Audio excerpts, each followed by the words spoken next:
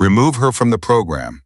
The words came out flat, the way Commander Harwick said most things, not with heat, not with visible contempt, just with the absolute confidence of a man who had never once been told no by anyone below his rank.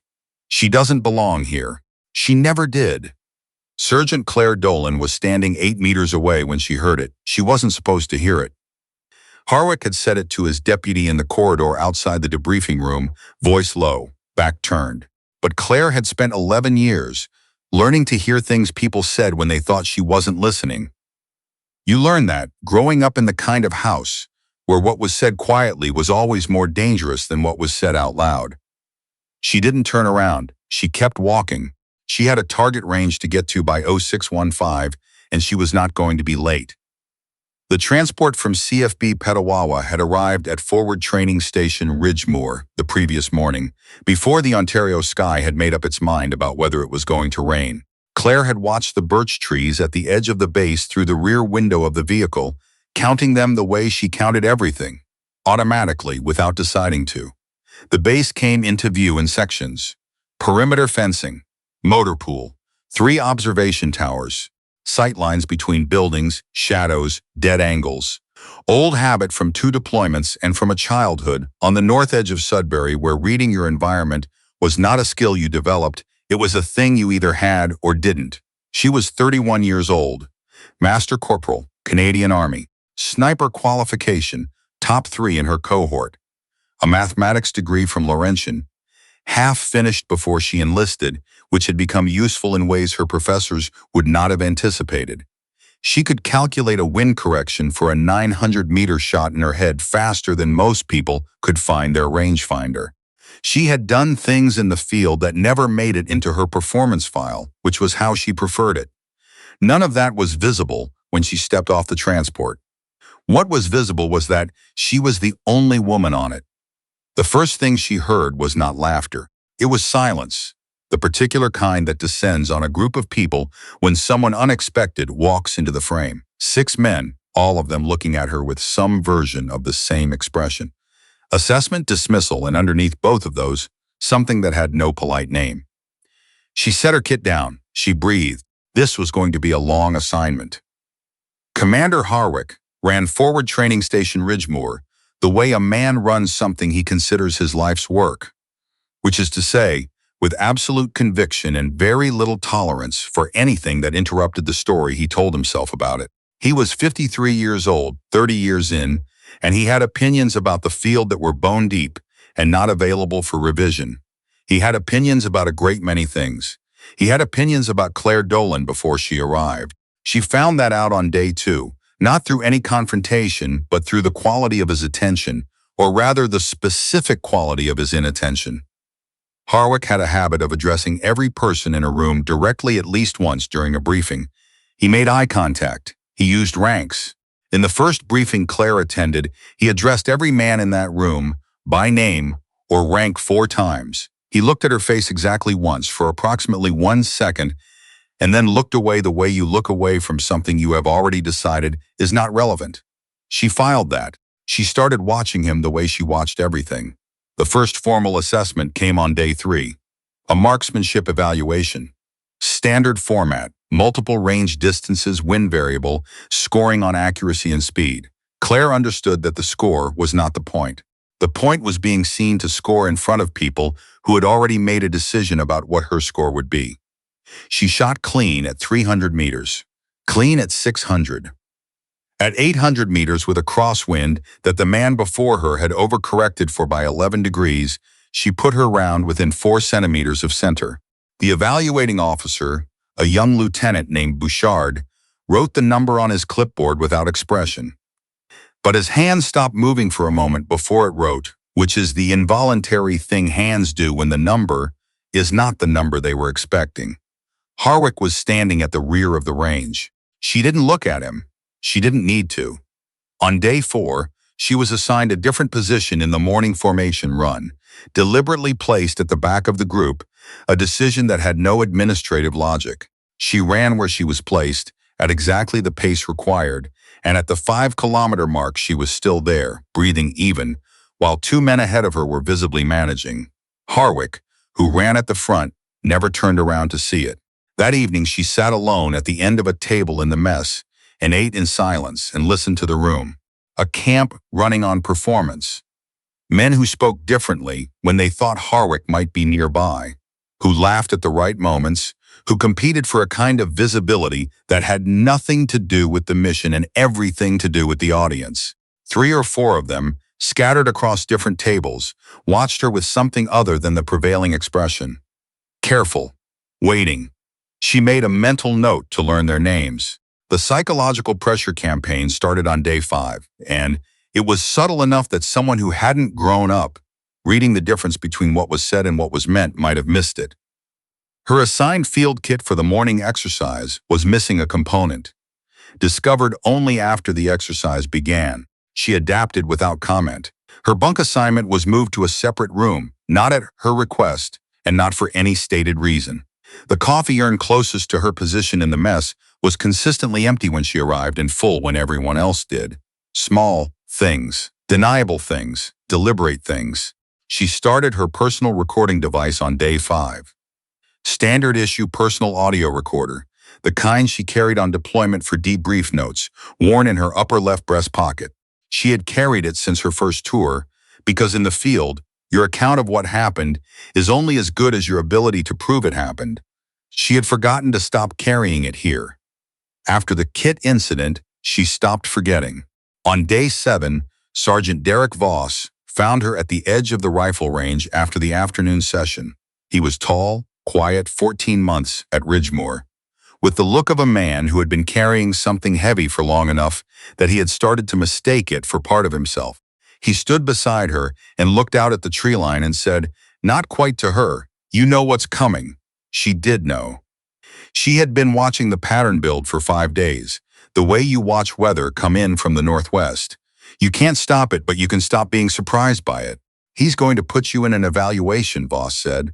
"Not a standard one." She waited. "He's done it before. Different candidate, different version. 8 months ago, a man named Penner. Combat assessment scenario, closed environment, no witness protocols. Penner left the program with a separated shoulder and a report that called it a training incident." She looked at him. "And Penner's account?" Voss was quiet for a moment. Penner's account didn't go anywhere, she understood. An account without documentation is just a perspective, and perspectives can be reframed by people with institutional authority and 30 years of credibility. She knew that the way she knew ballistics, not as theory, but as a thing she had observed in action and had chosen to prepare for. "Why are you telling me this?" she asked. Voss looked at the tree line. "Because I've been here 14 months, and I've been watching what he does, and I'm tired of being one of the people who watches." He left before she could respond. She stood alone at the edge of the range in the gray Ontario afternoon and turned the information over in her mind. She thought about Sudbury, about the particular mathematics of growing up in a place where the resources were limited and the assumptions about what you could do with them were even more limited, and how you learn in that environment to do your calculation with whatever variables are actually present rather than the ones you wish you had. She thought about her first deployment, about the night outside Kandahar, when she had been separated from her fire team and had spent 9 hours alone in terrain. She couldn't map and had made 11 decisions, all of them correct, that no one in her current location would believe without documentation. She went back to her bunk. She checked the recorder. She pressed record and left it running. The assembly came at 0530 on day 8.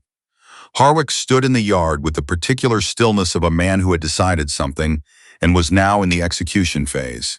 He looked at Clare Dolan and pointed, which was not a form of address he had used with anyone else. "Tomorrow," he said, "special assessment. Combat scenario, full contact, confined environment. Report to the East Training Building at 0700. "Understood," she said. He walked away without another word, and the yard stayed quiet in the specific way it goes quiet but when something has just happened that everyone understood and no one is ready to discuss. Voss was beside her in 40 seconds. He had been counting. "The list," he said quietly. "He finalized it this afternoon. 8 men. She processed that. Rotation schedule?" she asked. "Continuous. He can pull people in and out. Theoretically, all 8 could be fresh for the entire duration while you. He stopped. While I absorb everything, she said. Yeah, she nodded once. 8 men, Harwick's selections, no time limit, no independent witness protocols. This was not a training scenario. She had known that before Voss said the word list. She had known it since day 3, really since the moment she saw Harwick's hand stop on that clipboard. The assessment was the conclusion he needed to arrive at. The evaluation was just the mechanism. She asked Voss one more question before he left. The man on Penner's incident report, the one who signed off on training accident. Was it Harwick alone? Voss paused. No, he said. There was a second signature. A major at the regional level. She sat with that for a moment. Then it's bigger than Harwick, she said. Voss looked at her the way people look at someone who has just said out loud the thing everyone in the room already knew and had been treating as unsayable. Yes, he said. It always has been. She didn't sleep that night, not because she was afraid. She hadn't been afraid of pain since the second deployment, since the morning in the Panjwai district when she had held her position in a compromised building for 4 hours, on a leg that was doing things legs are not supposed to do, and had kept her scope steady through all of it. Pain was data. She had established that in a place considerably more hostile than a training base in eastern Ontario, and the establishing had been permanent. What she did instead of sleeping was calculate. 8 men. Harwick's picks, which meant the selection criteria would be specific. Size, certainly. Speed. But Harwick was not a man who trusted brute force exclusively. He trusted systems, hierarchies, the structural advantages of numbers and rotation. He would want variety in approach. He would want the problem to come at her from enough different angles that no single adaptation could hold. She thought about the East Training Building. She had walked through it twice, both times, as though going to the adjacent equipment room. Concrete floor, irregular dimensions, 4 entry points, the lighting strong from above, but creating soft zones in the northeast corner. A first aid station near the south wall, which meant Harwick was at least maintaining the appearance of institutional procedure. At E200, Voss knocked twice on her door. Agreed signal. He came in and sat on the floor with his back against the wall, the way you sit when the room has one chair and the person who needs to be horizontal is already using it. There's one more thing, he said. She waited. One of the 8, a corporal named Ashford. He's 22, 7 months in. He wasn't on the original list. Voss paused. He was added this afternoon after Harwick's last walkthrough of the schedule, and I don't think Ashford knows what he was added for. I think he was told it was a standard evaluation assist. She looked at the ceiling for a moment. He's there to make the paperwork look procedural, she said. That's what I think. Then he's being used the same way the rest of them are, she said.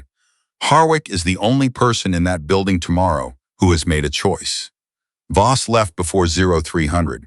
She lay back and didn't close her eyes for another hour. Then before dawn she slept.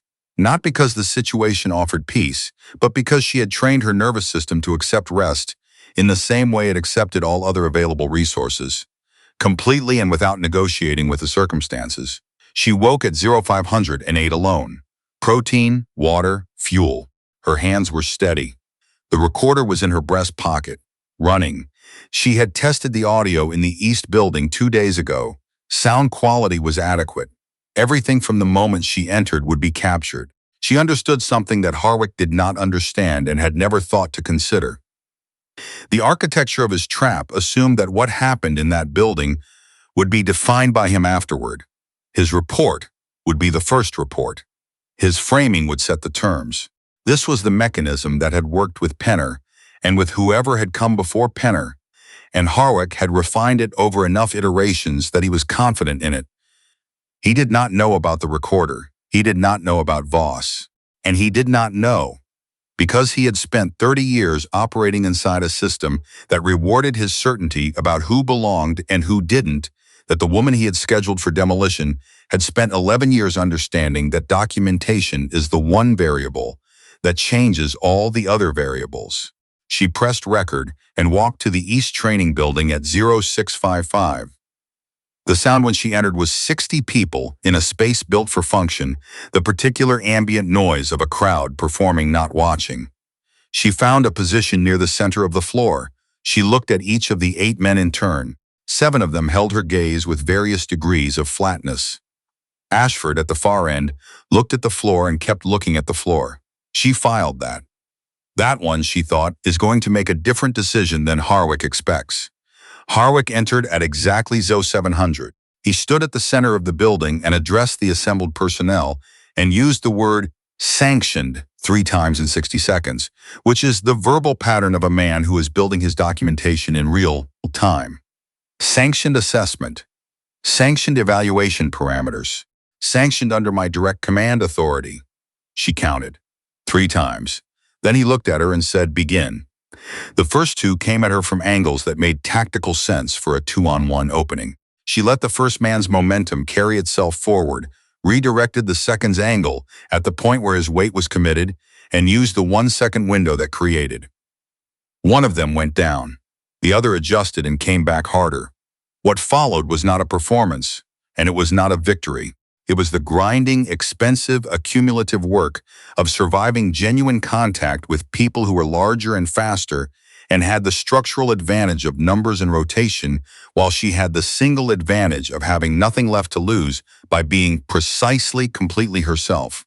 She went down once at the 6-minute mark. She got up. The pain in her ribs from a strike she had partially blocked, began registering as the specific, deep, bone-adjacent signal she recognized from field experience. She filed it, continued. At the 8-minute mark, something happened that Harwick had not designed. Corporal Ashford, who had been rotating on Harwick's signal, stopped rotating. He stepped back to the edge of the space, not dramatically, not with announcement. He simply stopped moving toward her and stood still. Harwick's head turned. Ashford looked at the floor. And then the man who had been working the longest in the rotation, a master corporal named Garvey, 6 years in, the steadiest fighter in the group, stopped moving too. He didn't look at Harwick. He looked at Clare. Something crossed his face that was more complicated than respect and less simple than guilt. He took a step back. "I'm done," he said, not loudly, just to the air. Harwick said his name with a flatness that functioned as a threat. Garvey said, "I'm done, sir," and his voice was respectful and completely immovable. 2 more men stopped within 30 seconds. Then a third. The room had gone quiet in the specific way. Rooms go quiet when what is happening in them has exceeded what everyone present was prepared to witness. Not silence as absence. Silence as the weight of 60 people recalibrating simultaneously. Harwick stood at the edge of the floor, and his face was doing something it had not done in 30 years of command. It was showing a man who has set something in motion and has just realized he cannot stop it, cannot reframe it, cannot survive its natural conclusion in front of 60 witnesses and a medical officer who had already stood up from his station near the south wall. Captain Elias Drummond was 40 years old, 15 years in the forces, and he had spent every one of those 15 years believing that his job was to treat injuries that training produced, not to intervene in what training was. He held that belief until the moment he crossed the East Training Building floor in 10 fast strides and stepped between Clare Dolan and Harwick without being asked. He looked at Clare first. "Dolan, look at me." She looked at him. "Where is the primary pain? Left side," she said. "Ribs. 2 possibilities." He put 2 fingers carefully against her side, found the right point, and his expression didn't change, but his jaw tightened by a fraction. Then he turned and looked at Harwick. "This personnel requires immediate medical evaluation," he said. His voice was the most controlled thing in the room. "I am removing her from this exercise under medical authority." Harwick said the assessment was not complete. Drummond looked at him for a long moment. "Under CFAO regulations, my authority over the physical welfare of assigned personnel supersedes training authority in cases of potential serious injury. I am exercising that authority." He paused. "This conversation is going into my incident report." The word incident fell into the room like a stone. Harwick said nothing for 3 seconds. Then, "Fine." Drummond turned back to Clare and put a hand on her shoulder, light, professional, and guided her toward the medical station. As she walked, she passed Voss, standing at the edge of the space. He had his arms at his sides. He gave her one small nod. She kept walking. Behind her, she heard Harwick's voice, quiet and clipped, telling his staff to clear the building. She understood, even through the pain, even through the adrenaline beginning to find its edges, that nothing was over. Harwick had just done the most damaging thing a man in his position could do. He had performed his worst decision in front of 60 witnesses, a medical officer, and a recording device he did not know existed. In the medical station, a converted storage room with 2 cots, and lighting too bright. Drummond worked through his examination with the focused efficiency of a man using clinical procedure to manage his own reaction to what he had just witnessed. He worked in silence for 2 minutes. Then he said, without looking up, "You have at minimum 2 cracked ribs, possibly a third. How long were you in there?" 18 minutes, she said. Approximately. Against how many? 8. One step back before Harwick gave the final order. Drummond put down the instrument. He looked at her directly. One step back voluntarily. "Ashford," she said. "He's 22, 7 months in. I don't think he fully understood what he'd been assigned to before he walked in there." Drummond was quiet for a moment. Then he said, with the precision of someone who had already decided which side of something they were on, "Do you have documentation of what happened in there?" She looked at him. "I ask," he said, "because I've been at Ridgemoor for 9 months, and I have written incident reports that have gone nowhere for 7 of them. What happened this morning is the first time I've witnessed something that can't be explained away. So I'm asking." She reached into her breast pocket and showed him the recorder. Something shifted in his face. "How much did it capture?" "Everything from the moment I entered the building," she said. He breathed in slowly through his nose. Then he went back to treating her injuries, and neither of them said anything for a while. But the air in the room had become a different kind of air entirely. Voss appeared at the door 12 minutes later. He looked at Drummond, then at Clare. "Harwick is in his office," Voss said. "Door closed. He's been on the phone since the building cleared." "Managing the narrative," Clare said. "Can he?" Voss asked. She thought about it honestly. "Not if we move first." Drummond said, from the corner where he was documenting his preliminary findings, "I have a contact at the Military Police Complaints Commission. Someone I trust." Voss said, "I have the names of 3 other personnel at this base who've had informal complaints about Harwick's methods dismissed in the past year." Clare looked at both of them. 2 men who had been carrying their discomfort separately in different rooms for different lengths of time and had just been given a reason to bring it into the same space. "Then we move now," she said, "before Harwick finishes his call." What happened in the next 2 hours had the particular quality of institutional collapse when the conditions are exactly right, which is to say, it didn't look like collapse at all. It looked like 3 people walking through a military training base with quiet, specific purpose, speaking to exactly the people they needed to speak to. The first person Voss found was a private named LaCapelle, who had been at Ridgemoor for 8 months and had information about an incident 6 months prior that had been papered over as a procedural irregularity. LaCapelle listened to Voss for 3 minutes in a supply corridor and then said, "What do you need?" "Your statement, written today." LaCapelle didn't hesitate. Drummond's call to his military police contact lasted 9 minutes. The contact asked 3 questions. The last one was, "Is there audio documentation?" Drummond said yes. A pause. A pause. "Don't move that recording off the base. I'm making a call." The twist arrived at the 90-minute mark, and it came from the direction nobody had been watching. Ashford knocked on the medical station door while Voss was inside. He stood in the doorway looking younger than he had that morning, with the expression of someone who had been rehearsing a sentence for an hour and still wasn't certain he could say it. "I need to talk to Master Corporal Dolan," he said. Voss looked at him. "Why?" Ashford swallowed. "Because I know something about Harwick that isn't about this morning." Clare said from the cot, "Let him in." Ashford sat across from her and looked at his hands. 5 months ago, he said, "before I got here, there was a candidate named Berrigan. Harwick ran a version of the same thing on him. Smaller. 4 men, no assembly. Berrigan sustained a head injury. It was filed as an equipment malfunction during a standard drill." Clare was very still. "And you know this how?" "Berrigan is my brother's friend," Ashford said. "He told me what happened before I shipped out here. He told me not to say anything." He stopped. His jaw tightened. "After this morning, I'm not staying quiet." Drummond from the corner said, "Does Berrigan have documentation of his own?" Ashford looked up. He kept his medical records. The ones from before the official report was written. They don't match. The room held that for a moment. "Get me his contact information," Clare said. "When he's ready to speak to investigators, I want him to have a direct line." Ashford nodded. He pulled out his phone and started typing before she'd finished the sentence. At the 2-hour mark, Harwick attempted to access the base incident reporting system to file his account before anyone else's documentation was entered. The system denied him. He tried a second time. Denied again.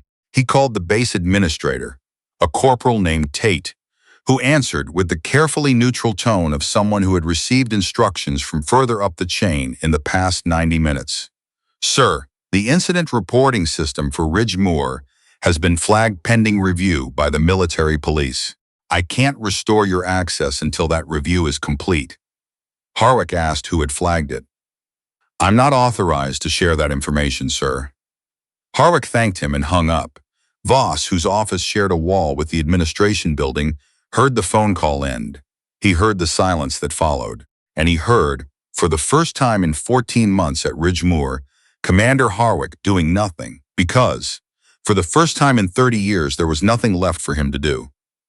Every channel he had used to define the official record of what happened at this base had just been taken out of his hands. Claire was in the medical station getting her imaging done when Voss came back and told her. She listened without interrupting. "How is he taking it?" she asked. "He's in his office," Voss said. "His staff is giving the building a wide berth." She thought about that, about a man sitting alone in a room that had just become smaller than it had ever been, watching 30 years of unchallenged authority begin to close in from all sides.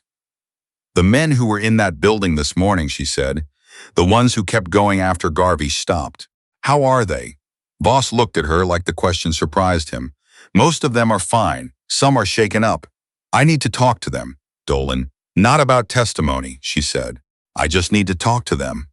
She found most of them in the barracks, scattered across bunks and chairs, with the particular stillness of people processing something that hasn't resolved into meaning yet. When she came in, the room went quiet. She stood at the entrance and looked at them. "I know what this morning was," she said. "I know Harwick built the situation. I know most of you didn't choose it the way it looked like you chose it." She paused. "I don't hold this morning against you. I hold it against the system that made this morning possible." Nobody spoke for a moment. Then Garvey, from the far end of the room, said, "How are you not angrier?" She thought about the question honestly. "Because anger pointed at the wrong target is wasted fuel," she said, "and I've never had fuel to waste." Another silence. And in that silence, something changed, not dramatically, not with speeches, but in the quiet way that things change when people who have been performing a certainty finally stop performing it. "What happens now?" someone asked. "Military police investigators are being requested," she said. "Anyone who wants to give a statement will have the opportunity. No one is going to be pressured by me." Garvey looked at her steadily. Then he said, "I'll give a statement." 4 voices said the same thing within 10 seconds. Ashford, from the doorway where he had followed her in and stood listening, said, "Make it 5. The investigators arrived from Ottawa 36 hours later. Captain René Fortier and Warrant Officer Sylvie Okafor. Fortier was methodical and unhurried and moved through the base with the particular ease of someone who had walked into compromised institutions before and knew exactly what she was looking for. Okafor wrote on a tablet continuously and said very little, which made everyone nervous. They spoke with Drummond first, then Clare. Clare sat across from Fortier and said, before Fortier could open her notebook, "I want you to listen to the recording before we talk." Fortier looked at her for a moment. "We typically establish the verbal account first." "I know," Clare said. "Listen to the recording first anyway. I want you to hear it without my framing." Fortier and Okafor exchanged a brief look. Then Fortier said, "All right." Clare produced the recorder. The transfer took 3 minutes. During those 3 minutes, no one spoke. Then Fortier pressed play. What happened in the next 18 minutes was that 2 trained investigators listened to the complete audio record of what had occurred in the East Training Building, including every order Harwick had given, including the final one, without speaking. Okafor wrote without stopping. Fortier listened with her hands folded on the table, and her face, doing the train at flatness not of someone who had learned not to telegraph reactions. When it ended, Fortier was quiet for a long moment. Then she said, "How many of Harwick's direct orders are captured on this recording?" 12 clear directives, Claire said, including the final order to escalate to full simultaneous personnel. Fortier looked at Okafor. Okafor was already writing. "Did he know you were recording?" "No." "Were you recording with the intent to document misconduct?" "I was recording because I always record in the field," Claire said. "After day 5, I continued because the environment gave me reason to believe documentation might become necessary. I didn't know what form it would take." Fortier nodded slowly. "Tell me everything. Start from the transport." Claire spoke for 80 minutes. She was precise and specific and honest about the limits of her direct observation. She distinguished between what she had witnessed and what she had inferred, because she understood that the value of a statement is in its accuracy about itself. When she finished, Fortier closed her notebook and looked at her with the first fully human expression she'd shown since entering the room. "Master Corporal Dolan," she said, "the recording you captured is the most significant piece of documentation I've encountered in a case of this nature in 8 years of this work. Not because of the physical content, though that will carry weight, because of the language. Every order Harwick gave is on that recording. Every framing he used to make this look like standard training authority is on that recording, and every one of those framings is going to be taken apart very carefully over the coming weeks." She paused. "This is going to be long. He will fight it. He has 30 years of record and a network of people whose credibility is tied to his." "I understand," Claire said. "You understand that it will get harder before it gets easier?" Claire thought of Penner, of Berrigan and his medical records that didn't match the official report, of every person who had passed through this base and left with a version of the story that had been written by someone else. "I've been in harder situations with longer timelines," she said. "I can be patient." Fortier studied her for a moment. Then she said quietly, "How are your ribs?" "Cracked," Claire said, "but functional." Something moved through Fortier's expression that was not quite a smile but lived near one. "Go rest. We have a great deal of work to do." The suspension came 14 hours later, faster than anyone had expected. Voss knocked on Claire's door at 2100 and came in slightly out of breath. "It's done," he said. "They walked into his office 40 minutes ago. Harwick is suspended pending investigation. Access cards deactivated. Interim command from a colonel at the regional office." Claire sat with that. "How did he take it?" she asked. "Finch was in the building," Voss said. "He said Harwick listened to the whole order without speaking. Then he asked one question." "What question?" Voss looked at her. "He asked if Dolan was the one who reported him." The room was quiet. "What did they tell him?" "That the investigation had multiple sources and the identity of reporting parties was protected." She thought about Harwick sitting in that office, listening to 30 years, read back to him in formal language. She didn't feel satisfaction. What she felt was the particular weight of a moment that has been building for a long time and whose arrival does not feel the way you imagine it will. "He's going to blame me personally," she said. "Probably," Voss agreed. "That's all right," she said. "He can blame whoever he wants. The recording doesn't care who he blames." 3 weeks later, the formal findings were released. 11 pages. 3 formal charges against Harwick: unauthorized use of excessive force, falsification of training records, and abuse of command authority. 1 officer at the regional level facing administrative review. The second signature on the Penner report. Recommended revisions to supervision protocols for advanced training programs across the Atlantic region and a formal referral of Berrigan's case for independent review. There was no ceremony. There was paperwork and a signature, and then it was over. Voss called Claire with the news.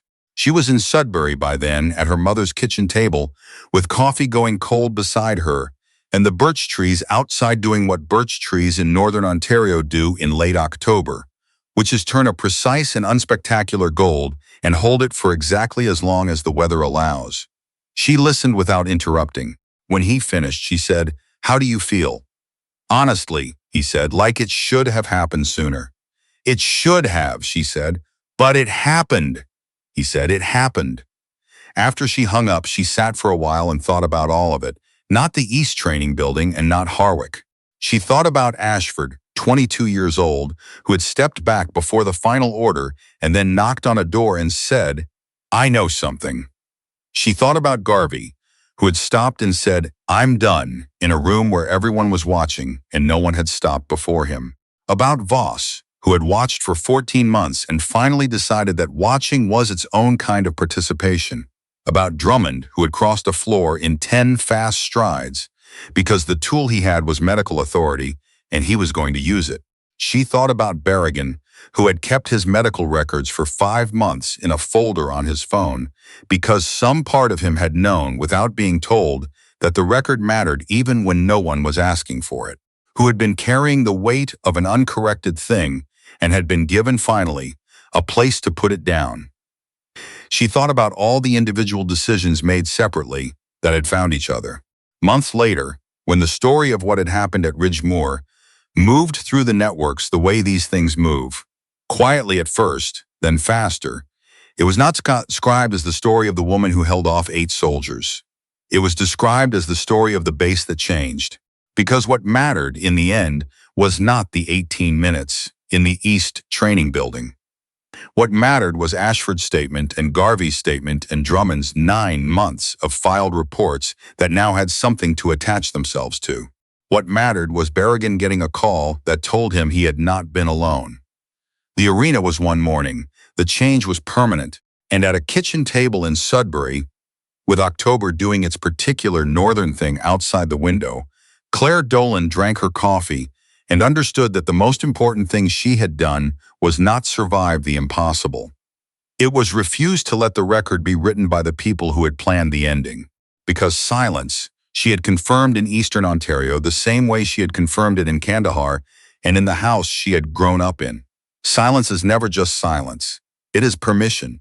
And the moment you stop giving it, the moment you decide that your documentation of what is true matters more than the comfort of the people who need it to be something else, that is the moment the old rules begin to run out of room. She set down the cup. Outside, Sudbury was doing what it had always done, indifferent, specific, entirely itself. She was all right with that. She had not done any of it to be known. She had done it because it was right. And right things, carried forward by enough people who decided the truth was worth the cost, do not go back into the dark.